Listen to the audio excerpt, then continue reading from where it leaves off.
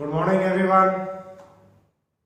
आज next topic for 11th JEE and NEET foundation के students के लिए circular motion.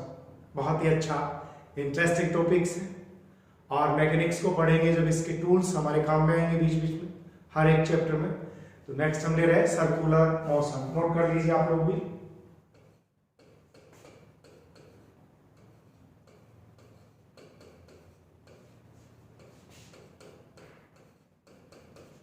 Circular motion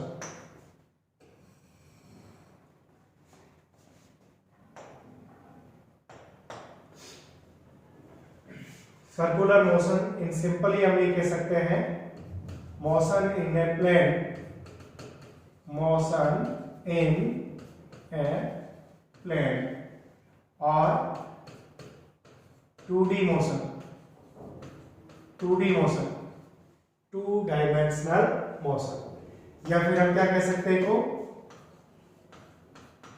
motion around A fixed point in which distance of moving particle from fixed point remains constant is called circular motion। अब इसमें हम बहुत सारी चीजें पढ़ने वाले हैं, है ना। ये एक सिंपल इंट्रोडक्शन आपको दे दिया। Circular motion in a plane. देखो circular motion in a plane का मतलब ये हम x y कार्टेशियन कोऑर्डिनेट्स ले रहे हैं, तो सर्कुलर मोशन किसी पार्टिकल की इस तरह से लेंगे। तो देखो एट प्रेजेंट जैसे हमने ये 0 लिया, किसी समय पार्टिकल की पोजीशन यहाँ है, तो देखो यहाँ इस पार्टिकल के कोऑर्डिनेट्स क्या रहेंगे x और y। फिर देखो इस तरह से, फिर देखो x2 x3, है ना। जैसे हमने यहाँ पे x2 y2 ले लिया, तो यहाँ कोऑर्डिनेट्स कितने हो गए x2 y1, यहाँ पे क्या थे x1 y1। 2 coordinate change with respect to time. जब पार्टिकल की इस तरह से मूवमेंट होता है तो x और y 2 कोऑर्डिनेट चेंज होते हैं, इसलिए इसको द्विविमीय गति 2 डायमेंशनल मोशन या मोशन इन ए प्लेन कहते हैं। और एक जो अपन ने ये बात की है कि motion around a fix point in which distance of moving particle from fix point remains constant. देखो हमने कोई ये फिक्स पॉइंट ले लिया और ये मूविंग पार्टिकल यहाँ पर है, यहाँ मूविंग पार्टिकल है, ये इसका डिस्टेंस हो गया और ये पॉइंट फिक्स हो गया। तो हम क्या कह रहे हैं moving around fix point in which distance remains constant. तो ये मोशन किस तरह से हो सकती है, सर्कुलर मोशन ही हो सकती है इस तरह से कि ये डिस्टेंस यहां देखें, चाहे यहां पर देखें, चाहे यहां देखें, चाहे यहां पर देखें, तो सब जगह जो डिस्टेंस है ये कैसी रहेगी कांस्टेंट। इट मींस ये कैसा है सर्कुलर मोशन है। Is it clear. अब यहां पर मैं इसकी काइनेमेटिक्स को समझाता हूं आपको। ये तो आप सिंपल 3 पॉइंट हमने डिस्कस किए हैं। Motion in a plane 2 dimensional motion है और motion around a fix point in which distance of moving particle remains constant. Okay, यहां देखो अब हम ले रहे हैं kinematics of circular motion. Kinematics हम पढ़ चुके हैं, तो मैं इनकी टर्मिनोलॉजी को पहले क्लियर कर दूं। देखो इधर जो हमने पढ़ा था, यहां ले रहे हैं हम मोशन इन स्ट्रेट लाइन या लीनियर मोशन, क्लियर। और यहां ले रहे हैं हम सर्कुलर मोशन। लीनियर मोशन की टर्मिनोलॉजी हमने पढ़ी थी क्या, एस वी ए। यहां पे इसको हम बोल रहे थे, एस को क्या बोल रहे थे, displacement, it means linear displacement और डिस्टेंस। यहां ये लीनियर वेलोसिटी, तो यहां डिस्प्लेसमेंट के लिए भी क्या यूज करोगे, लीनियर डिस्प्लेसमेंट, लीनियर वेलोसिटी और लीनियर एक्सेलरेशन, तो यहां ध्यान रहे डिस्प्लेसमेंट वेक्टर क्वांटिटी है, लीनियर डिस्प्लेसमेंट, यहां वेलोसिटी भी एक वेक्टर क्वांटिटी है, लीनियर वेलोसिटी जिसको बोल रहे हैं, और लीनियर एक्सेलरेशन। ये जो टर्मिनोलॉजी थी ये किसमें, linear motion, it means one dimensional motion में यूज होने वाली थी। इधर हमने कौन सी पढ़ा है, टू डायमेंशनल मोशन का एग्जांपल क्या ले रहे हैं, सर्कुलर मोशन। तो इसी टर्मिनोलॉजी में यहां थीटा, ओमेगा एंड अल्फा ये टर्म्स रहेंगे, ठीक है। किस तरह से यूज करेंगे, ये लीनियर डिस्प्लेसमेंट था, इसको हम यूज करेंगे एंगुलर डिस्प्लेसमेंट,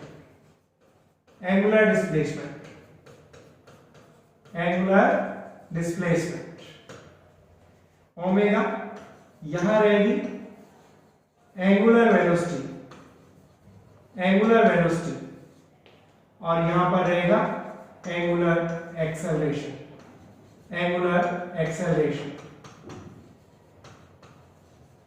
ध्यान रहे यहां पर angular velocity, angular acceleration, alpha ये वेक्टर क्वांटिटी। थीटा पे मैंने वेक्टर नहीं लिखा, थीटा के लिए ध्यान रखना, if angular displacement is very small, तो वेरी स्मॉल है तो हम इसको behave like as a vector, but angular displacement is large then it's behave like as a scalar. Large angular displacement is a scalar, small angular displacement is a vector, ध्यान रखिए, okay.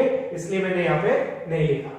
तो terminology discuss की थी, यहाँ linear displacement है या angular displacement है, इधर लीनियर वेलोसिटी है, इधर एंगुलर वेलोसिटी है, इधर लीनियर एक्सेलरेशन है, इधर एंगुलर एक्सेलरेशन, ठीक है। इसके बाद देखो नेक्स्ट, अब हम प्योर आते हैं इनकी काइनेमेटिक्स की जो बात कर रहे थे, तो इक्वेशन ऑफ काइनेमेटिक्स देख रहे हैं। अभी हम equation of motion 1D versus 2D, देखो किस तरह से आपने 1D में काइनेमेटिक्स में जो इक्वेशन पढ़े थे, इधर 1D यानी स्ट्रेट लाइन वाले ले रहे हैं, और इधर 2D टू डायमेंशनल मोशन वाले इक्वेशन ले रहे हैं। इधर जो एग्जांपल लेंगे 1D के लेंगे, इधर हम लेंगे 2D के, ठीक है। तो देखो सिंपली अपने पास यहां हमने 4 इक्वेशंस पढ़े थे। फर्स्ट इक्वेशन था v equal to u plus 80, second equation इस यहां पे पढ़ा था आपने गुड, यही बिल्कुल ut plus half 80 square. Third equation भी बोलिए आप लोग, थर्ड इक्वेशन क्या है, good v square equal to u square plus 2as, और फोर्थ एक इक्वेशन n सेकंड के लिए पढ़ा था sn equal to u plus a by 2n minus 1। ये इक्वेशन पढ़े थे हमने स्ट्रेट लाइन यूनिफॉर्म एक्सेलरेशन, जहां पर हमें ध्यान रखना है a क्या रहेगा, कांस्टेंट, जबकि इधर a यूज करते हैं तो इधर क्या यूज करते हैं, अल्फा, ये ध्यान रखिएगा, है ना। इधर लीनियर में ये यूज करते हैं और एंगुलर में अल्फा यूज करते हैं। टर्मिनोलॉजी अपनी क्लियर होगी। अब देखो इनको किस तरह से शिफ्ट कर रहे हैं, जब एंगुलर में ये शिफ्ट हो जाएंगे तो इधर ध्यान दो, यहां जब टू डायमेंशनल, इसका मतलब सर्कुलर मोशन की बात कर रहे हैं हम, तो सर्कुलर मोशन में v जो वेलोसिटी था इसको लिखेंगे हम first equation omega equal to omega not plus alpha t। Second equation लेंगे s इट मींस हम क्या लेंगे यहाँ पे, displacement, angular displacement theta equal to omega not t plus half alpha t square. और थर्ड हम जो लेंगे यहाँ पे, ये था देखो v square it means omega square equal to omega not square plus 2 alpha और s एंगुलर डिस्प्लेसमेंट थीटा। और फोर्थ इक्वेशन n के लिए लेंगे theta n equal to omega not plus alpha by 2n minus 1। Clear? तो बिल्कुल as it इनको हमने इधर शिफ्ट कर दिया। देखो यहाँ ये क्या था, फाइनल स्पीड, ये initial speed, linear acceleration time. तो यहाँ पर ओमेगा, ये क्या है भाई, ओमेगा क्या है यहाँ पे, ओमेगा फाइनल स्पीड, ये यहाँ पर क्या है, initial speed, initial speed, alpha angular acceleration. ठीक है, यही तो टर्मिनोलॉजी चल रही है। इस तरह से यहाँ पे theta angular displacement omega naught.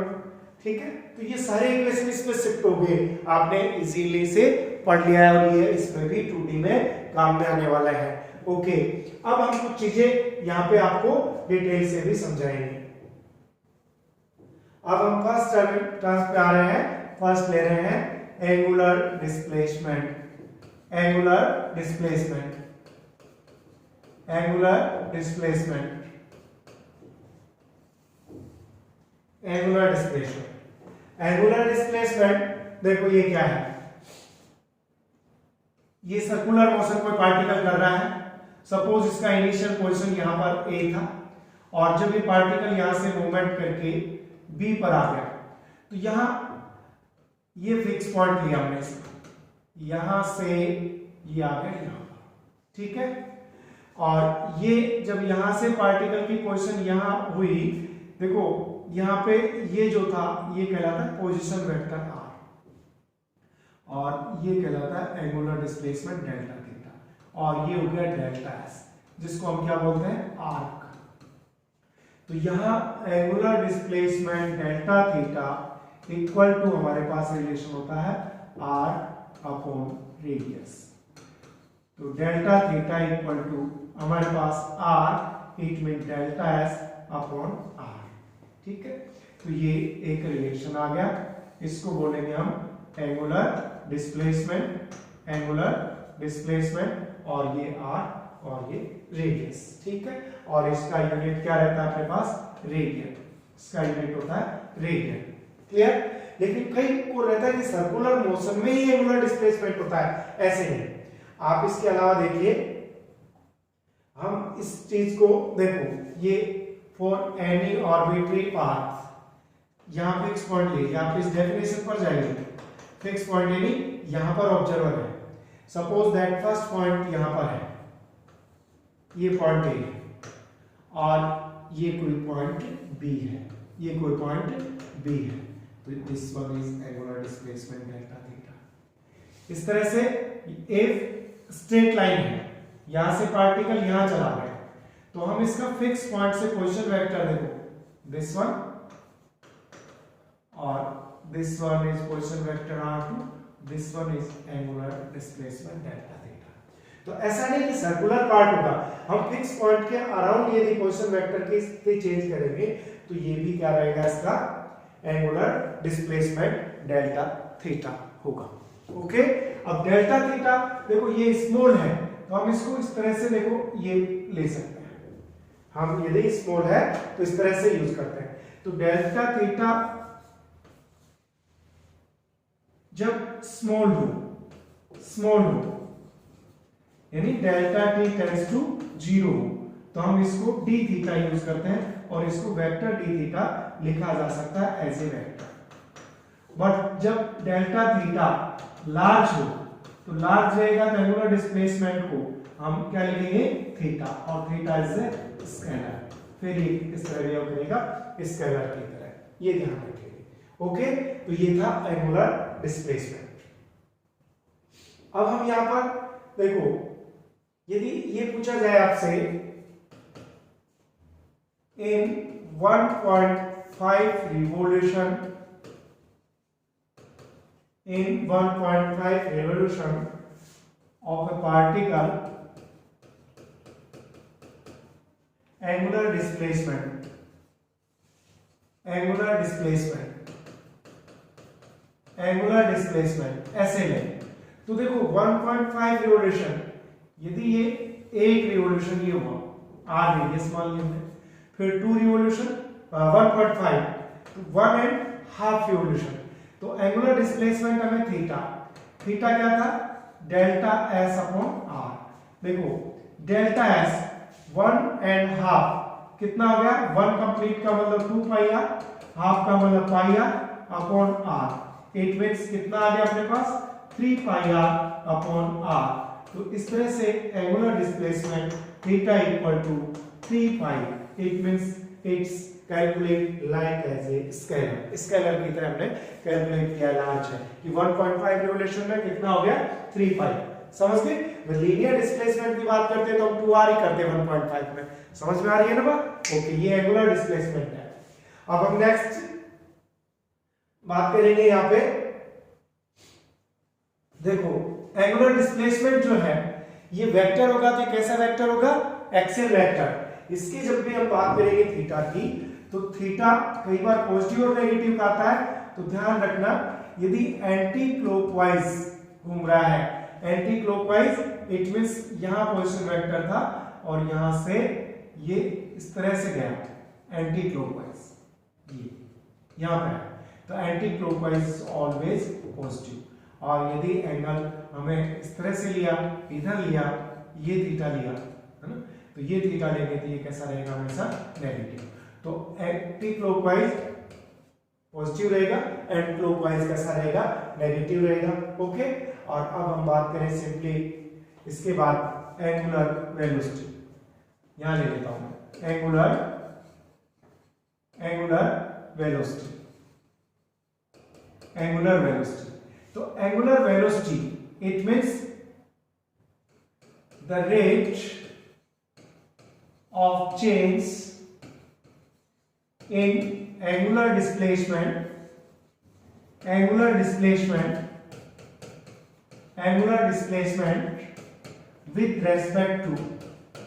with respect to time.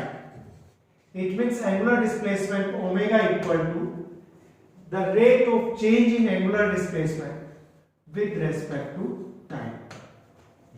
It means हमें यहाँ पर जो यूनिट मिली एंगल की क्या मिली, रेडियन, और टाइम का क्या मिला, रेडियन पर सेकेंड। डायमेंशनल फॉर्मूला लिखेंगे, m नोट है, l नोट है, t -1 है, एंगल जो है डायमेंशन लेस है। ओके। लेकिन यहां पर हम इसको भी दो तरह से, जो एंगुलर वेलोसिटी है इसको दो कैटेगरी में डिवाइड करते हैं। एंगुलर वेलोसिटी को दो कैटेगरी में, जैसे लीनियर में पढ़ते थे उसी तरह से हम क्या करेंगे, एक तो एवरेज एंगुलर वेलोसिटी और एक लेंगे इंस्टेंटेनियस एंगुलर वेलोसिटी। तो एवरेज एंगुलर वेलोसिटी का इसका मतलब average delta theta upon delta T. It means theta 2 minus theta 1 upon t2 minus t1। समझ गए। इसका क्या मीनिंग है कि देखो पार्टिकल कहीं से भी मूवमेंट कर रहा है अपने पास, जैसे suppose particle t equal to 0 पर यहां था, फिर पार्टिकल यहां पे पहुंचा पोजीशन O से, या यहां से A से B पर पहुंचा, फिर कब t1 इक्वल टू किसी टाइम t पर, देन C पर पहुंचा तो t2 इक्वल टू किसी टाइम, यहां t1 टाइम ले लेते हैं, t2 सिंपल ये ले लो, अच्छा t1 ले लो और यहां पर ले लो t2, ठीक है। यहां हमने लिया t इक्वल टू 0, यहां t1 और यहां ले लिया t2। तो अब देखो इस टाइम इंटरवल में यहां से यहां तक का जो टाइम इंटरवल है कितना हुआ, डेल्टा t कितना हुआ भाई, t2 माइनस t1। और यहां से देखो ये एंगल कितना था, θ1, फिर ये एंगल कितना था, θ2। तो एंगुलर डिस्प्लेसमेंट इसकी बात कर रहा हूं तो कितना हो गया, θ2 माइनस θ1। तो इस तरह से ये हमारे पास आ गया एवरेज एंगुलर डिस्प्लेसमेंट, ठीक है। इंस्टेंटेनियस का मतलब होता है at any instant of time, at any instant of time, at any instant of time it means omega t equal to limit delta t tends to 0 delta theta upon delta t। It means जब small होता है तो हम इसको लिखते हैं d theta upon dt। तो ये हमारे पास हो गया इंस्टेंटेनियस एंगुलर वेलोसिटी। क्लियर? ये था एवरेज और ये था इंस्टेंटेनियस वेलोसिटी। और क्या ध्यान रखेंगे इसका कि हमने यूनिट की बात करी इसकी, है ना? पहली बात इसकी यूनिट की बात कर ली हमने। यूनिट जो रहेगा ये क्या रहेगा? रेडियन पर सेकंड रहेगा। Second omega is a vector, ये ध्यान रखेंगे। वेक्टर है तो ये कैसा है? और क्या ध्यान रखेंगे? Omega is axial vector, axial vector. फिर डायरेक्शन की बात करेंगे हम, डायरेक्शन ऑफ ओमेगा, तो क्या लेंगे? Along rotational axis, along rotational axis according to right hand thumb rule और right hand screw rule। ये क्या है सर? एंगुलर वेलोसिटी का डायरेक्शन देखो, एंगुलर वेलोसिटी का डायरेक्शन देंगे तो ये सर्कुलर मोशन में जरूरत पड़ रही है अपने को। ये सर्कुलर मोशन हुई, कोई पार्टिकल अपने पास सर्कुलेट हो रहा है इस तरह से। तो देखो जब पार्टिकल का ये सर्कुलेशन एरिया हमने मान लिया एंटी क्लॉकवाइज हो रहा है, तो एंटी क्लॉकवाइज हो रहा है और ये हो गया इसका आर, ये इसका फिक्स पॉइंट ओ हो गया। तो हम क्या करेंगे? देखो राइट हैंड रूल क्या है? आप थंब को यूं करेंगे, fingers curvature of fingers match the moving particle, direction of moving particle, then thumb directed towards the angular velocity. तो इसका रोटेशनल एक्सिस देखो यूं, यदि अपन ने यूं लिया है तो देखो इस तरह से ले सकते हैं ये, और ये किस तरह से घूम रहा है? देखो अपने पास यूं डायरेक्शन है तो ये स्थिति हुई इस तरह की, ये किसको शो करेगा? एंगुलर वेलोसिटी का। जब रोटेशन एंटी क्लॉकवाइज है इस तरह से, देखो ऐसे पकड़ के देखिए तो ये अपने को थंब किसकी डायरेक्शन को बताएगा? एंगुलर। ये किसकी डायरेक्शन है? रोटेशनल एक्सिस की। और ये कौन बताएगा? ओमेगा, राइट हैंड रूल से। तो ये चीज। अब यदि हम बात करें, देखो यहां पर एक चीज और है, ओमेगा वी, ये भी वेक्टर है, वेलोसिटी वेक्टर है एंड वेक्टर है। इनका रिलेशन देखें तो इनका रिलेशन आप देखो, यदि मैं सर्कुलर मोशन की बात करूं, horizontal circular motion, uniform circular motion की बात करें, देखो कहीं भी पार्टिकल हमने यहां ले लिया पार्टिकल, ठीक है? तो यहां पार्टिकल मैंने लिया तो देखो इसका v का डायरेक्शन देखो, टेंजेंशियल, ये डायरेक्शन ऑफ वेलोसिटी, और ये इसका डायरेक्शन ऑफ पोजीशन वेक्टर। तो एंगुलर वेलोसिटी की बात करें तो देखो ये direction of angular velocity. It means यहां पे क्या क्लियर हुआ? देखो यू सर्कल है, यू सर्कल है तो आर तो देखो कहीं भी यू रहेगा प्लेन में, और ये इसके टेंजेंशियल, तो आर और वी हमेशा कैसे रहेंगे?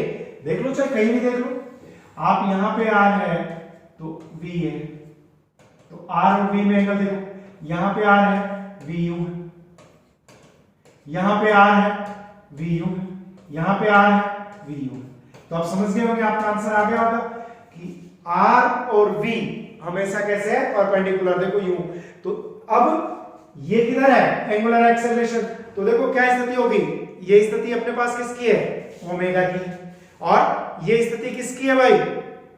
ये स्थिति रेडियस की, थंब की जो है ये टेंजेंशियल डायरेक्शन। तो देखो ये और ये फिगर तीनों कैसे है? 90 डिग्री पर। तीनों कैसे है? 90 डिग्री पर। तो हमेशा ध्यान रखेंगे इसमें angular velocity omega v and vector r, position vector r always perpendicular to each other, always perpendicular to each other। ये हमेशा 90 डिग्री पर रहेंगे, ये हमेशा 90 डिग्री पर रहेंगे। समझ में आ गई बात? ओमेगा v एंड r बहुत ही की पॉइंट है, ये इनका की पॉइंट बनेगा अपना आगे चल के जो क्वेश्चंस सोल्व करने लगेंगे। ठीक है, अभी हम आगे कुछ चीजें और डिस्कस करने वाले हैं। अब हम इसी तरह से ले रहे हैं angular acceleration, angular acceleration, angular acceleration, angular acceleration, angular acceleration, the change rate, the change rate in angular velocity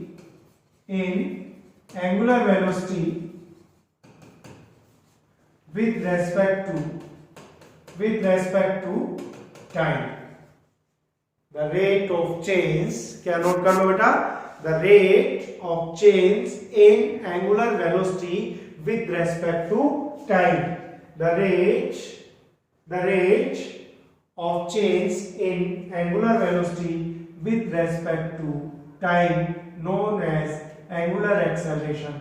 So rate of change in angular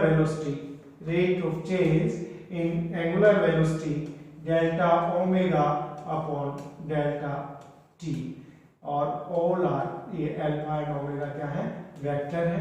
और यहाँ पे हम देखो इसका क्या था, रेडियन पर सेकंड अपॉन सेकंड, तो रेडियन पर सेकंड स्क्वायर हो गया, रेडियन पर सेकंड हो गया।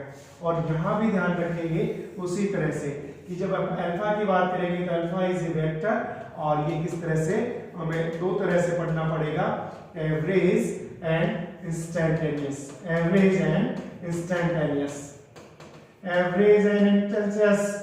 तो average overall total displacement, total angular velocity, तो हम delta omega column omega 2 minus omega 1 upon t2 minus t1, या सिंपली हम delta omega upon delta t ये लिखेंगे। तो इसका मतलब क्या है, एवरेज, और ये क्या है, वेक्टर क्वांटिटी है भाई, ये तो एवरेज।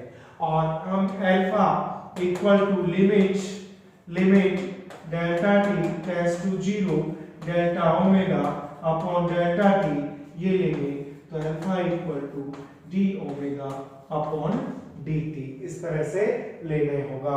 तो इसको बोलेंगे instantaneous at a particular instant of time. समझ में आ गई बात। अब हम बात करें अल्फा की, तो यहां भी आप ध्यान देना, अल्फा इज ए वेक्टर, और कैसा है ये, एक्सियल वेक्टर है ये भी, it's a axial vector. Direction along axis of rotation according to right hand thumb rule और right hand screw rule। अभी जो इट मींस ओमेगा का जो वेलोसिटी बताया था बिल्कुल उसी तरह एक्सियल वेक्टर है, और ये रोटेशनल एक्सिस की डायरेक्शन में रहेगा। क्लियर। अब हम बात करें इसमें खास रिलेशन लाइन, क्या हम अभी देख रहे हैं, relation of alpha with linear acceleration A, angular acceleration और लीनियर एक्सेलरेशन में रिलेशन देखें तो देखो लीनियर एक्सेलरेशन आपने पढ़ा था, a इक्वल टू हमारे पास क्या होता है, dv अपॉन dt, ये पढ़ा था है ना। जबकि अभी अल्फा जो पढ़ा है हमने, ये पढ़ा है delta omega upon delta T, ये पढ़ा है। दोनों को अच्छे से समझ लेंगे और हम इनका रिलेशन निकालने वाले हैं। एक तो रिलेशन अल्फा वी में और एक रिलेशन निकालेंगे वी एंड आर ओमेगा में, दो चीजें, क्योंकि यहाँ पे ये क्या था, लीनियर वेलोसिटी, और ये क्या है, एंगुलर वेलोसिटी। ठीक है, तो हम देखो इनमें दो रिलेशन हमें अल्फा ए और वी ओमेगा। तो हम फर्स्ट रिलेशन पे आ रहे हैं। पहला देखो, हमने अभी एक पढ़ा, हमने ये क्या, angular displacement delta theta equal to R upon radius, ये रिलेशन पढ़ा, delta theta equal to delta S upon R, right. और स्मॉल एंगल के लिए हम इसी को D theta equal to D S upon R भी ले सकते हैं, और D S equal to R D theta ले सकते हैं। और इसी में देखो बोथ साइड में हम dt से डिवाइड कर दें, तो अब समझ में आ गया होगा। देखो यहाँ जो ds अपॉन dt है, ds upon dt displacement upon time, ये हो गया वेलोसिटी, और यहाँ पे r और ये d थीटा अपॉन dt क्या हो गया, ओमेगा। सही ढंग से मैं इसको रिप्रेजेंट करूं तो v इक्वल टू r क्रॉस ओमेगा रहता है, v इक्वल टू r क्रॉस ओमेगा। और अभी हमने एक रिलेशन पढ़ा इसके लिए कि v परपेंडिकुलर टू आर और परपेंडिकुलर टू ओमेगा, तीनों परपेंडिकुलर रहते हैं, इसलिए आर ओमेगा को इनको सिंपल लैंग्वेज में v equal to R omega ऐसे भी लिख देते हैं, v equal to R omega.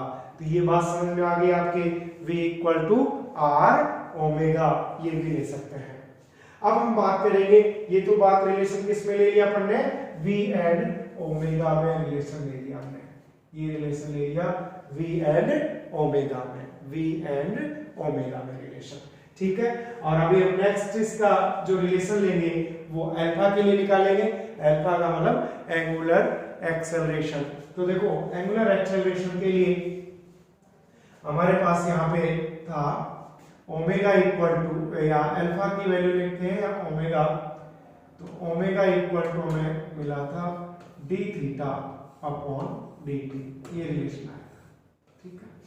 अब हमें और अल्फा इक्वल टू था D omega upon D T, इसको हम इस तरह से लिख सकते हैं भाई, डी अपॉन डी टी और ओमेगा का वैल्यू होता है D theta upon D T, तो इक्वल टू ये हो गया alpha equal to D square theta upon D T square, यूं भी ले सकते हैं, ये भी अल्फा है ना, क्योंकि ओमेगा की वैल्यू ये लिख सकते हैं, तो ओमेगा के साथ या डी थीटा के साथ भी ले सकते हैं। तो आपने छोटे छोटे टर्मिनोलॉजी आपने क्लियर कर ली होगी, इनकी डायरेक्शन भी क्लियर कर ली होगी, और अब नेक्स्ट लेक्चर में हम आगे इससे आगे जो और रिलेशंस हैं वो लेके आएंगे।